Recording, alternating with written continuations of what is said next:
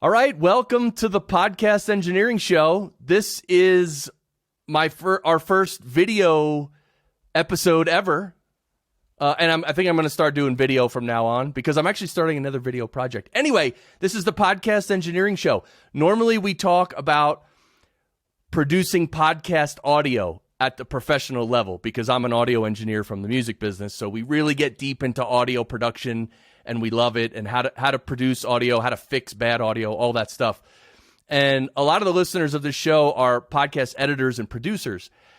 And so I wanted to do this episode with Evo. I'll introduce him in a second, because this episode is going to be all about how podcasters can receive crypto from their listeners. Cryptocurrency is a big thing. It's up and coming. It's been around for a while. We're going to briefly introduce it, and then we're going to talk about how podcasters can receive crypto from their listeners. The reason I'm doing this on this show, again, mostly we talk about audio production. Here's the deal. As a podcast editor or producer, if you learn how to set up these, you can basically help your clients. If you have the technical knowledge of how to set up these systems to receive crypto, you can help your clients do that. So it can actually be a selling point to you. Why should they use you as a podcast editor? Well, because you know how to help them receive crypto and you're familiar with that process. So anyway, this is an introduction. Really, it's an introduction to an introduction, because the whole crypto space is so, not only is it very deep with details and wide with projects, but it's also changing every day. It's still very, very new. So any advice you get today about here's how you do this, step 1, step 2, step 3, step 4, step 5, probably in about 3 months, that's literally going to be different. So anyway, so this is an introduction. So let's introduce Evo Terra, one of my great podcasting friends. He is the 40th podcaster ever. This guy is the old school of the old school. Evo Terra, thanks for coming on to the show again, my brother. Hey, Chris, I appreciate it. Thanks for having me. I can't believe we're going to talk about crypto. I'm one of the dumbest people in the world about crypto, but at least I figured out how to get crypto working with podcasts. So I got that going for me. That's awesome. And you were on my show previously a while. I don't even know when. Probably 3-4 years ago. Yeah. And we talked about audio. That was great. So I'll link to that in the show notes as well. So where are we going to start? We're going to start with this news that you see on the screen right now. This is from yesterday. This is from September 23rd, 2021.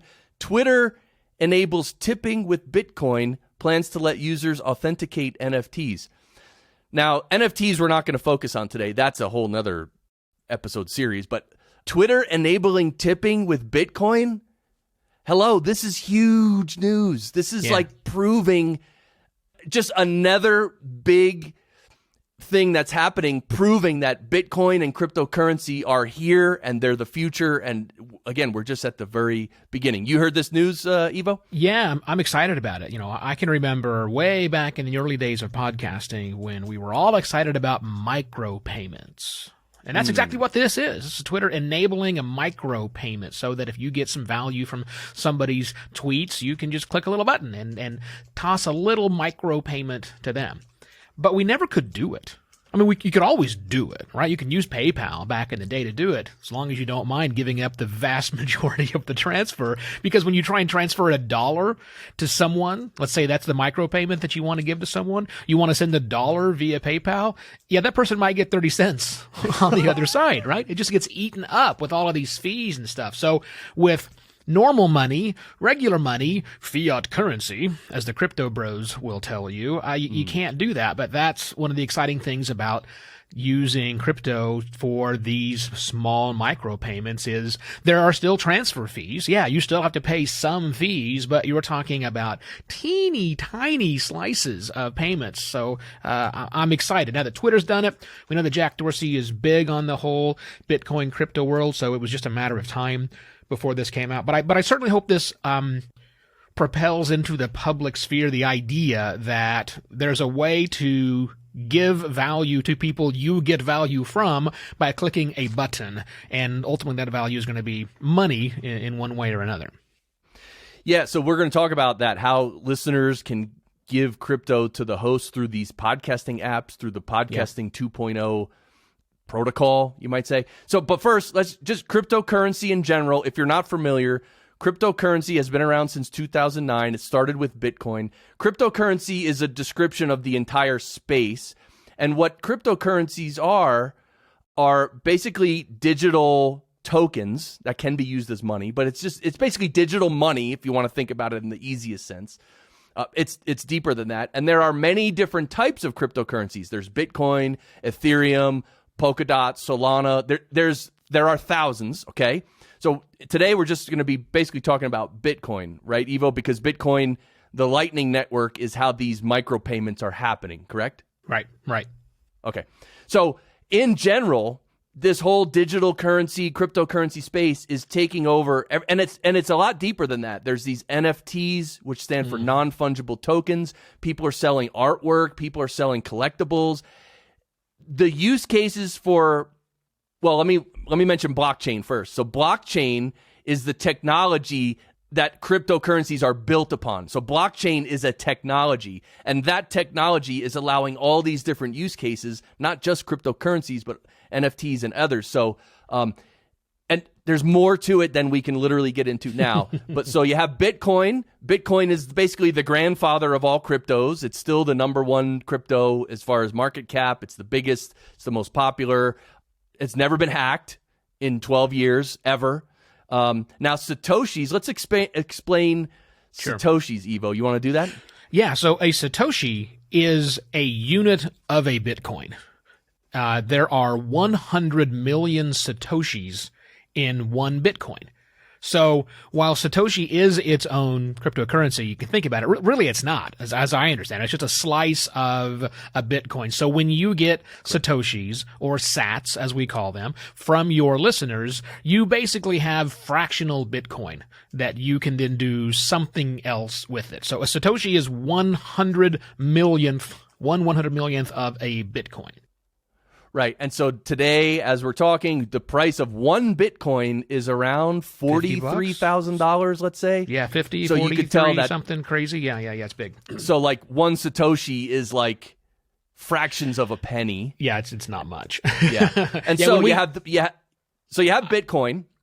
And then on top of it, recently, over the past several years, they built the Lightning Network. And the Lightning Network it uses Bitcoin and Satoshis, but it's a network that lays on top of it, and it allows these micropayments, right? It's the transfer unit, as I like to think about it. I mean, a Bitcoin is the currency, or a Satoshi specifically is the currency, and the Lightning Network is how they move from one person to another person, being transferred back and forth through that. And the good news is, everything Chris is saying is true. None of it's really important to how do you get these Satoshis streamed to you from your listeners. Right. Thanks for bringing this back, Evo. So just a clarification. The currency is called Bitcoin, and Satoshis are just like a subunit of Bitcoin. So it's like pennies. Satoshis are not. It's not its own coin or anything like that. Right, exactly. Because I mean, we have U.S. dollars, right? But I can give you 50 cents, and that's 2 quarters. You know, I can give you 10 dimes to make $1. There's a lot of ways you can make $1, and that's what a Satoshi is. Think of it as a penny, except instead of a 1/100th, it's 1/100 millionth of that. So little bitty pico pennies, if you will. Right. So we are very early in crypto. I want everyone listening and watching to know this. If you don't know much about cryptocurrency, none of us know a lot about crypto. Well, few people know a lot about it, but me and Evo especially, we're new, we're beginners, we're all beginners. This is almost like the internet in 1993, or this is almost like podcasting in 2004. Literally, we are that early. So if you don't quite understand what's happening, if you don't understand the words we're using, you're in the right place. We're all starting here, right, Evo? Yeah, exactly. Yeah. And the great news is you don't have to really understand how everything works and is put together. Everything I'm going to share in just a moment about how to actually enable your podcast to receive Satoshis from your listeners requires no knowledge whatsoever of cryptocurrency. It's great. Well said. So let's get into podcasting 2.0. So here's the funny thing. We all know the podfather, right? Adam Curry. He basically was the inventor. I don't know, inventor is not the right word, but he was the pioneer of podcasting, and we all sort of acknowledge that. But now he's pioneering podcasting 2.0, right, Evo? Yeah. It's kind of wild that an MTV VJ was one of the two people that, I'll use the word, that invented podcasting in the summer of 2004, him and Dave Weiner. And now Adam's back, has been back for a year or so, with this podcasting 2.0 to take podcasting, in his words, to the next level, to do something different with it, kind of bring it back to its roots. But one of the many things he wants to do is extend it, and extending it through podcasting 2.0 and the podcast namespace, adding in additional tags, if you will, to RSS feeds that enable us to do a lot more, because we really haven't had much innovation around podcast namespace and how RSS feeds can evolve. But Adam popped back into the scene not long ago and said, here's how we're going to do it, and put the infrastructure in place to actually make it happen, including these value for value transfers. It's all based on things that you do in a feed. Right.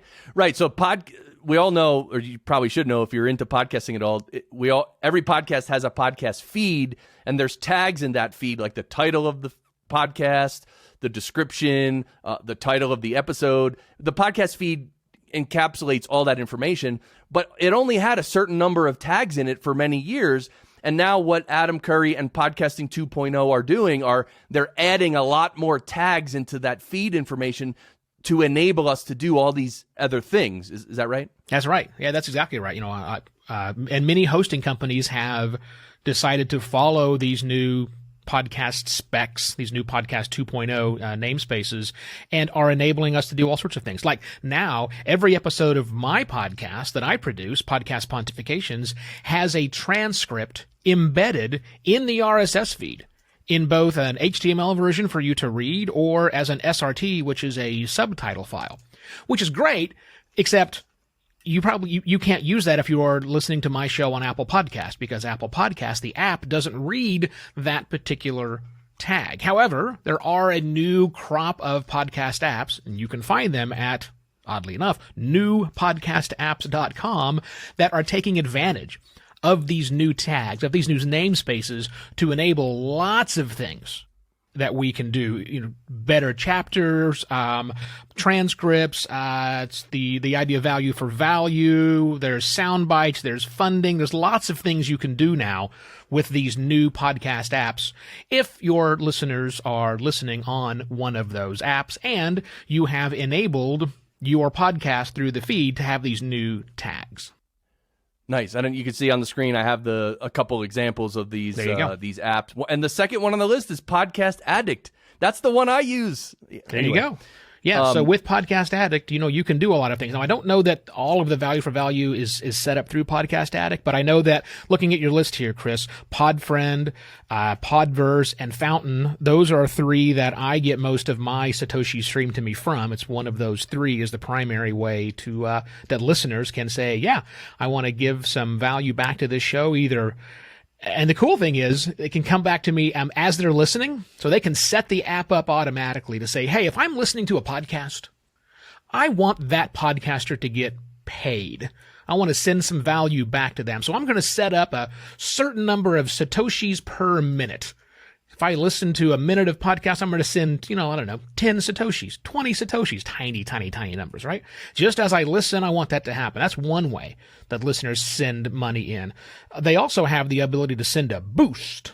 There's a big button on all of them that says boost, and you can actually then give additional money. So if I'm listening to a show and they say something that really resonates with me, I can click the boost button and say, here's 1,000 sats, which sounds like a lot, and it's not a lot. Right. It's like 25 cents. And along with that, a little message. And that's the great thing. You can now send a message directly to a podcaster.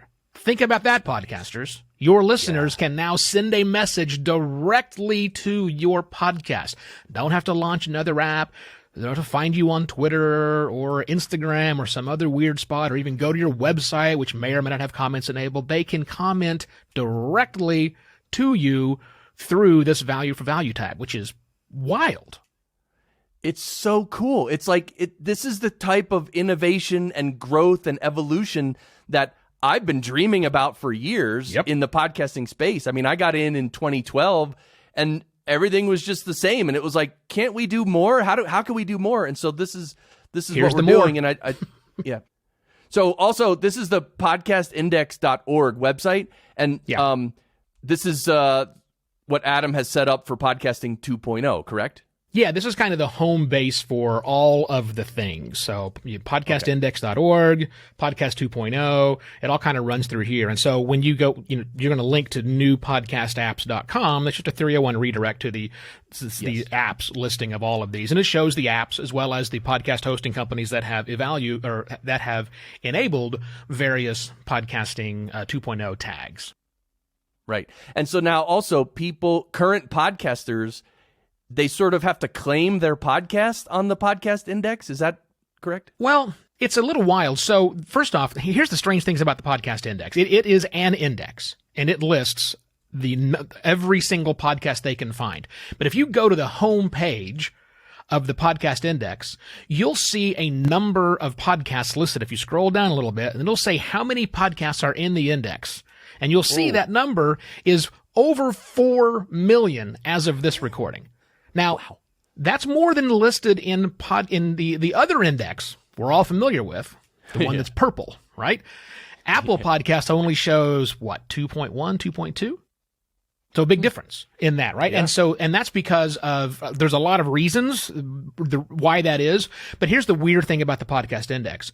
You and I, as normal podcasters, cannot submit shows to the podcast index. They are found, is one way to say that. They work with a variety of podcast hosting companies. You can go to Pod News. If you're like, for example, if your show's not in there, and it probably is, you can search the index. But if it's not there, or if you're launching a brand new show, you just go to that show's listing on Pod News. Sorry, totally blank on the site. You can go to Pod News, and that will then signal to Podcast Index that they need to index this feed. So it's kind of a weird system that goes on, but yeah, see, the Podcast Engineering Show is in there. Lots are. And so once you're there. You're listed, you're ready to go. But if you want to enable value for value funding, so you can get paid, that's when you have to go through the claim my feed process and begin that, which sounds horrible, but I assure you it's not all that bad. It's a little weird, but it's not terrible. Okay, so should we walk through that now?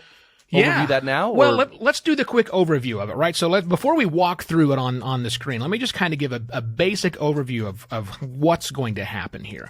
Okay. So as we podcasters know, and we've been talking about for the last 25 minutes, the biggest changes with Podcasting 2.0 and the Podcast Index, I think, are these tags, this new podcast : something. Like when I put a transcript in mine, it shows podcast : transcript is the tag that I use, and that's a new namespace, which means your hosting company has to do it. So if you're hosted with someplace like, let's just use Anchor, for example. I don't think Anchor does it. Anchor does not enable a process by which you can upload a transcript. So you couldn't use this tag. I'm on Captivate, as who's hosted my content, and they actually do have the ability to upload that tag. So for most of these tags, you have to have that relationship with your hosting company, or like Libsyn is saying, hey, Wild Wild West, man, whatever tags you want to put in is fine by us, just don't screw it up, which is one way to do it, I guess. But the great thing about this new value for value tag is that you don't have to change your RSS feed at all. So even if you are hosted on a platform that does not, like for example, I'm on Captivate.fm, Captivate does not support the value for value tag, but it doesn't matter. Podcast Index will take care of all of that for us. That's one of the other things this site does is it maintains some databases and it handles the transference of this value back and forth from things. So again, you don't need to change your RSS feed to make value for value work so that you can get people streaming satoshis. If you look at my podcast RSS feed right now, you will not see anything about value for value because it's all handled at the Podcast Index. Got it. So that's one of the first things to kind of wrap your head around. Yeah. Yeah. So they use a service called Podcast Wallet, So if you go to podcastwallet.com is really how this whole thing begins. And once you go to podcast, is it podcast or podcaster wallet? Try it both ways. I'm not sure which one. I always forget. I think it's podcast wallet. Let's see what comes up. Podcast wallet. Nope, podcaster wallet. Try that. There we go. Podcast That's the one. Yeah, so it's your wallet as a podcaster, right? So here's how it begins. You give it an email address, you give it your RSS feed. Now here's caveat number one.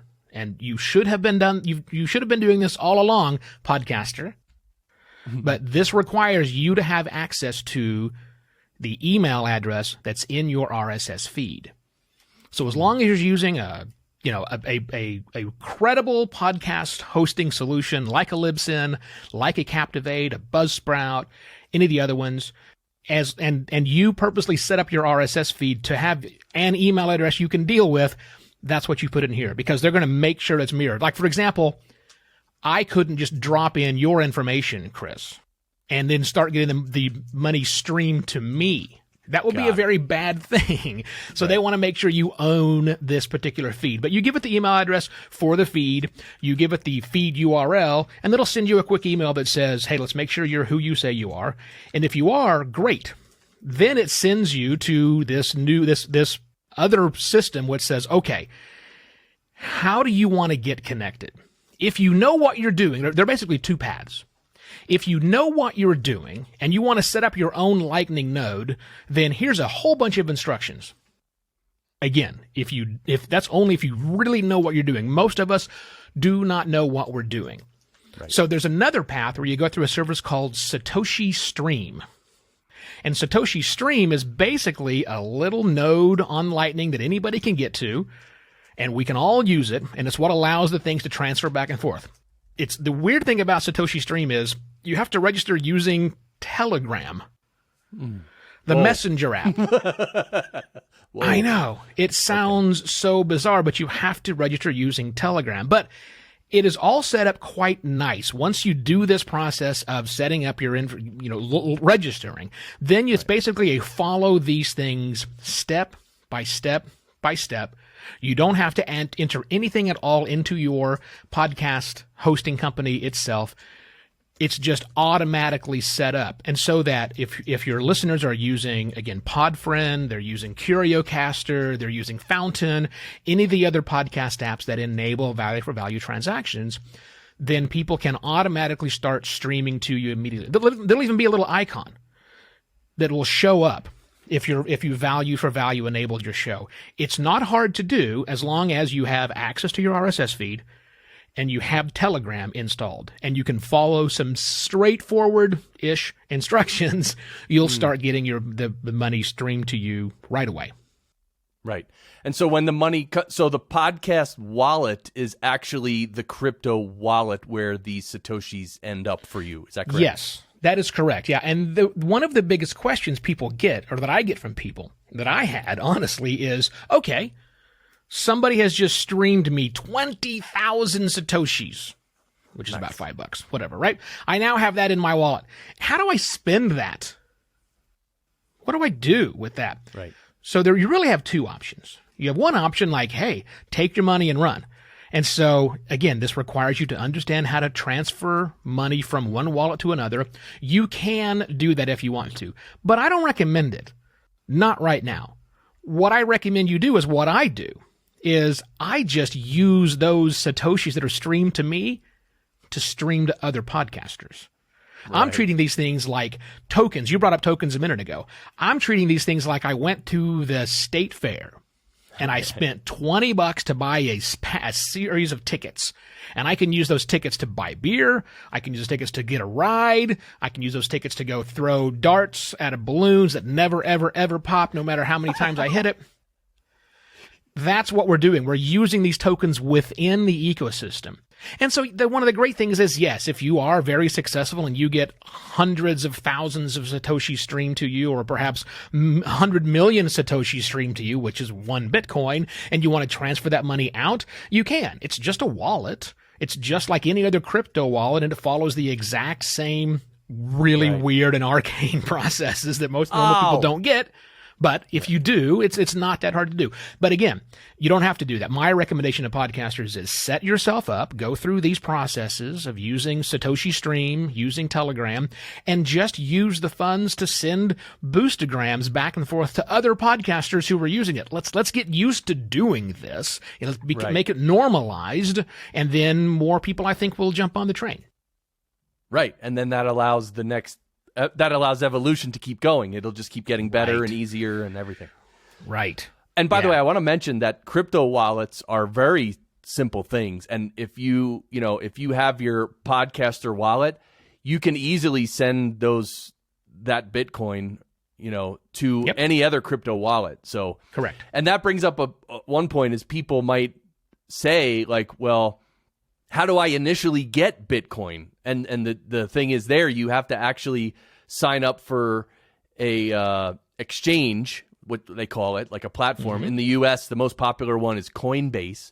And you actually sort of connect your bank account, and then you can actually put in some money. So let's say you put in $100, and then within Coinbase, you can trade your $100 for a bunch of Bitcoin, and then that's how you get Bitcoin. Anyway, like I said, we're not going to go deep into stuff today. Well, actually, let me jump in. That's one way to get Bitcoin. What we just went through right now is the other way to get Bitcoin. Every time I've ever boosted or streamed to another podcaster through Fountain, which is the or Podfriend, I've used both those apps, it has all been from Satoshis that were streamed to me first.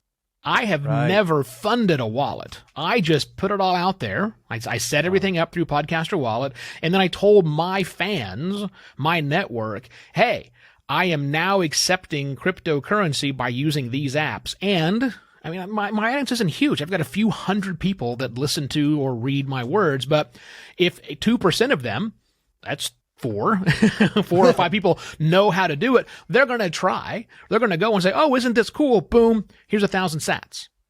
And so that's how I've collected the whopping, I don't know how many I have right now, maybe 30,000 sats that I've got right now. And that's after me, sharing them with other people. So that's how I've done it, right? But you certainly can go just spend $100 to buy some Bitcoin and then transfer that money into your Fountain account or your CurioCaster account or any of the other accounts in there and spend your money that way. But the way I like to do it is what I did. Let's put it out there and see how many people who've already figured out this crypto stuff, who were smarter than me, can just get some money in, and I'm now suddenly part of the ecosystem. Exactly. And that's what I mentioned earlier, that podcast editors and producers can help their clients set this up, and then they can just start, receiving Bitcoin. Exactly. Whether it's a little or a lot, they can start receiving it. Why not? Yeah, as long as you have access to the feed and the email address on that feed, you can set it up for your clients. I could go through and set this up for every single one of my clients. Now, I could do it where it funds my own wallet, which would be a dick thing to do, or I could set up individuals for them. But yeah, it's certainly something that can be done. It doesn't require a lot of technical expertise. It just requires some patience and the ability to clearly follow directions, which understandably I am not very good at. But if you do follow directions properly, it'll work almost every time. And now one question that came up when I was talking to my buddy Mike Wilkerson last night, he asked, well, what if a show has two co-hosts? How do they split the money? And I just told him, because you could just send half the sats from the one wallet just to the other person's wallet or something. Well, you could do that, but the way that this new value for value tag is set up is when you set up your node or when you go to Podcaster Wallet, you can dictate how funds are split.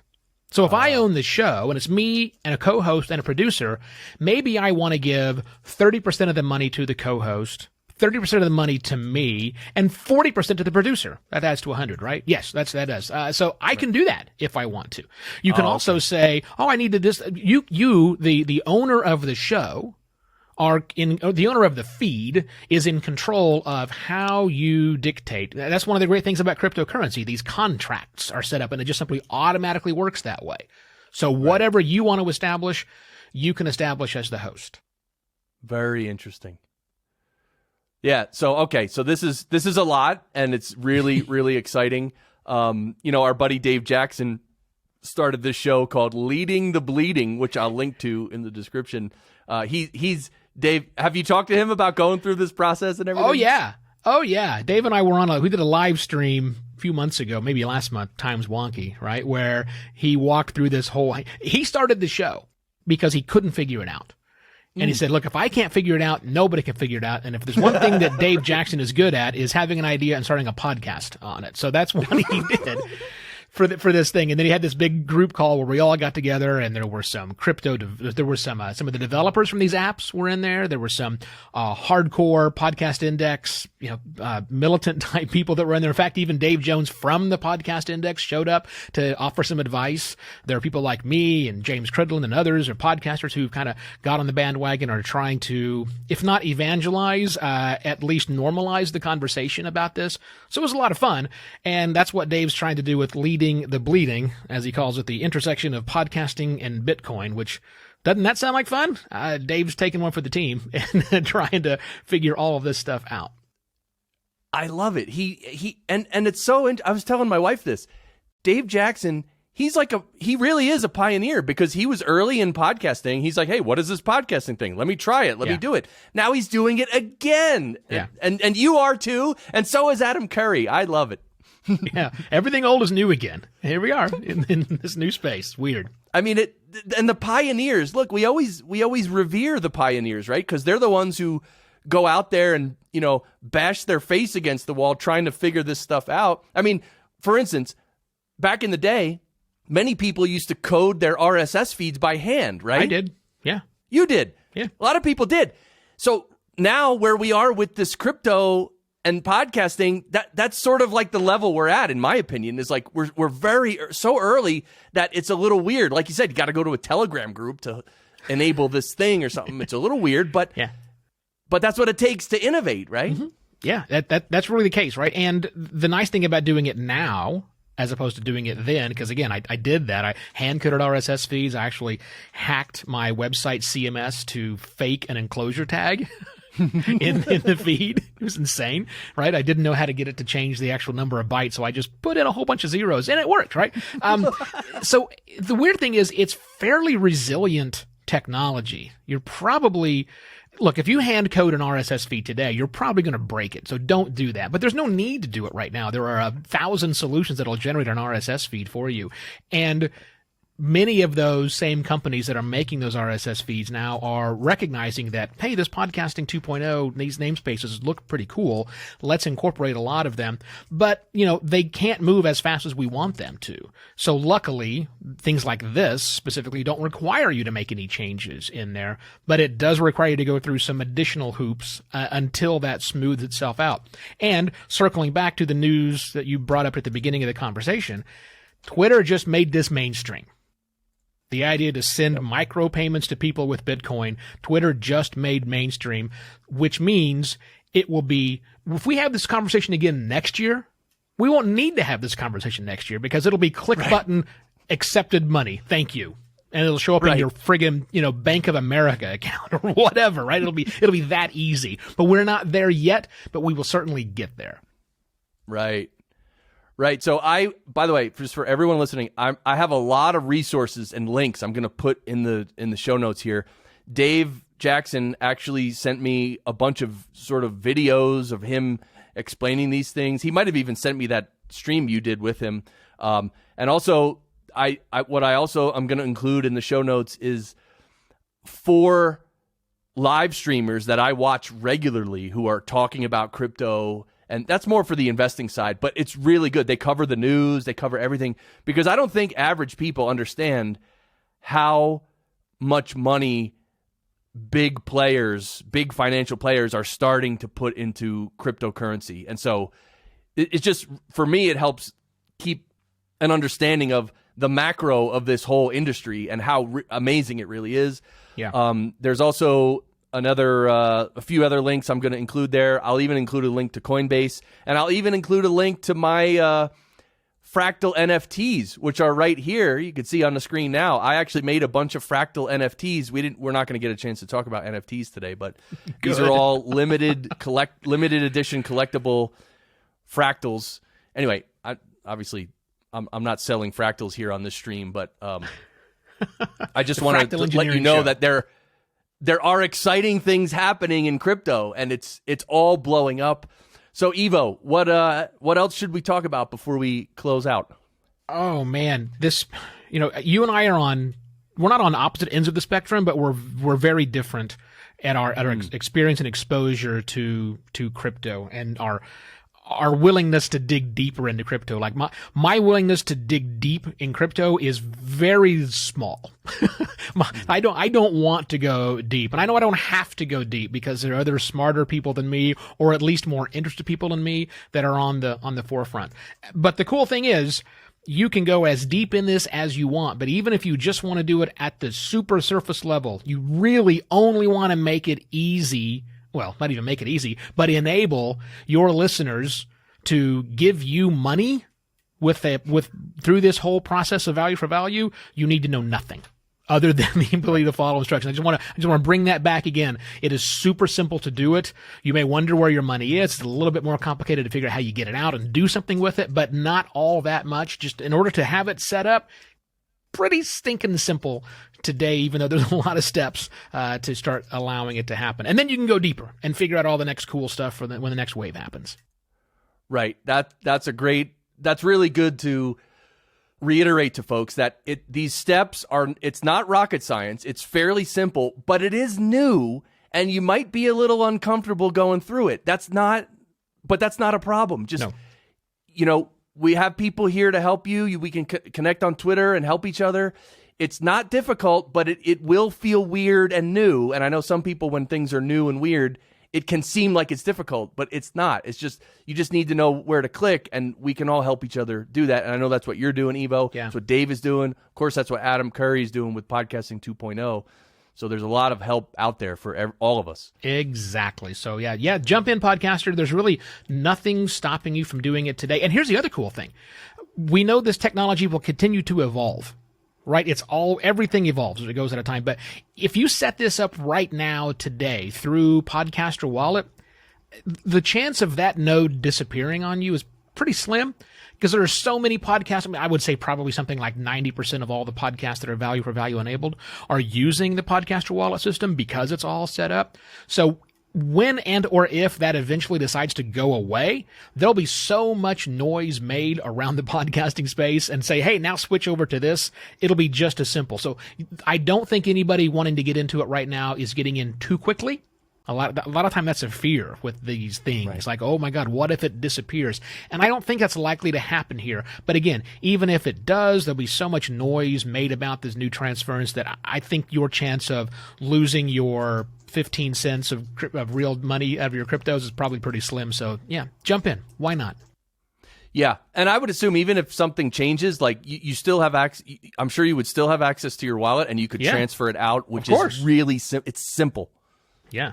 Yeah. Simple. Not so, hard all at right. all, So as you could see on the screen, Evo, this is your show, Podcast Pontifications. Everyone, if you're not subscribed, if you don't listen to Evo's show, I mean, Yeah, yeah, exactly. That we don't even have to say anything. So, Evo, thank you so much again for coming, and let's maybe like in 6 months let's do this again, and I'm sure it'll be a completely different landscape. Without a doubt, my friend. Without a day. Thanks, Chris. I appreciate it. Have a great rest of your day, and go podcasting. Yes. All right. And everybody, thanks for listening, and check out the show notes. There's a bazillion links in there. And also, if you have questions, leave it in the comments on the website, podcastengineeringschool.com. And don't forget, every quarter we run the full program of Podcast Engineering School. So check out the website for that, podcastengineeringschool.com. All right. We'll see y'all later. Thanks, everybody. Bye.